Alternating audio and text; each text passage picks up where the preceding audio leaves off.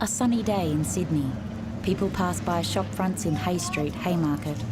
There are tourists wearing shorts and t-shirts and carrying backpacks. There are city workers and young families.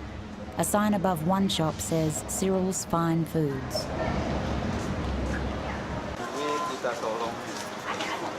One of the shop fronts is a gallery with a large window onto the street. A sign reads Asia Australia Arts Centre, Gallery 4A. The window is covered by script and there is a small television set installed in the left side of the window. The TV shows a grainy image of the gallery's window seen from inside. Silhouetted figures outside the gallery move their fingers over the window surface. The overlay contains both print and Braille embossing.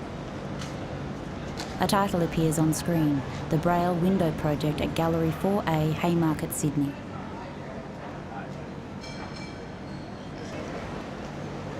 Close-up of a Braille overlay on part of the window. It is the Braille alphabet. More on-screen titles appear. A work in progress devised by Anne Walton and Bruce Maguire in collaboration with people who read and write Braille. Gallery 4A, City of Sydney and Quantum Technology. Two passers-by touch the window.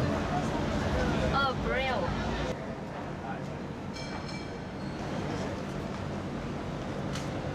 The young man and woman touching the window run their fingers carefully over the Braille sentences there. Others stop to do the same.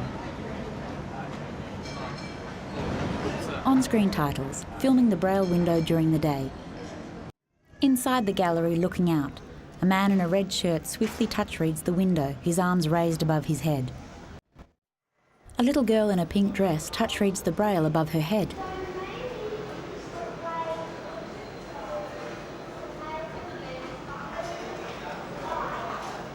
Two young men stop to watch and listen, touching the Braille as they do so.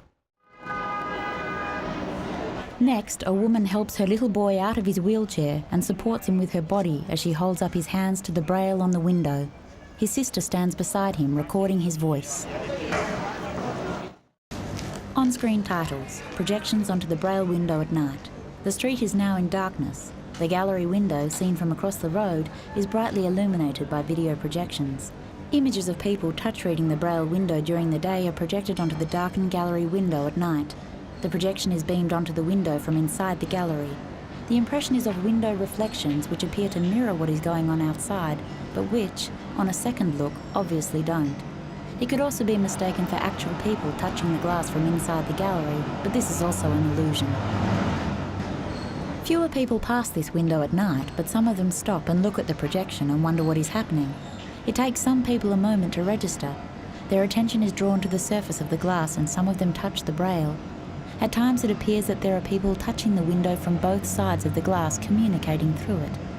The window becomes a strange kind of mirror in which people see others rather than themselves. A woman eating an ice cream contemplates the projection on the window.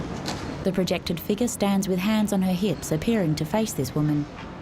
Later, two teenage boys approach the illuminated Braille window, while the projection shows a replay of the woman helping her blind son out of his wheelchair.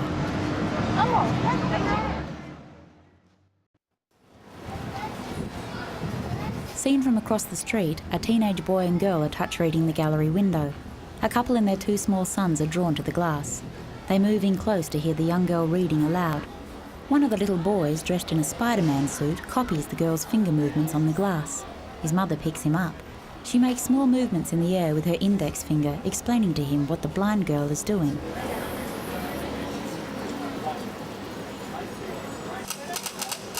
The same teenage boy and girl are now sitting in the gallery lobby, embossing on a Perkins Brailler and a Mountbatten Brailler. People continue to pass by. The boy wears strong glasses and glances up from time to time. A monk in saffron robes with grey, crew-cut hair peers through his spectacles at the Braille window. He moves away and then returns to touch the window with searching fingers. Later, a blind deaf woman sits in the lobby with an Auslan sign interpreter. She is signing to the interpreter excitedly. The interpreter signs back to the woman, who reaches out to feel what is being said in Auslan. The woman types without hesitation on the Mountbatten Brailler. The camera pans out to view down the tram tracks towards George Street and across the road to Paddy Maguire's pub. Next to a pair of outdoor escalators, Harry's Cafe de Wheels is shaded by a single rustling tree.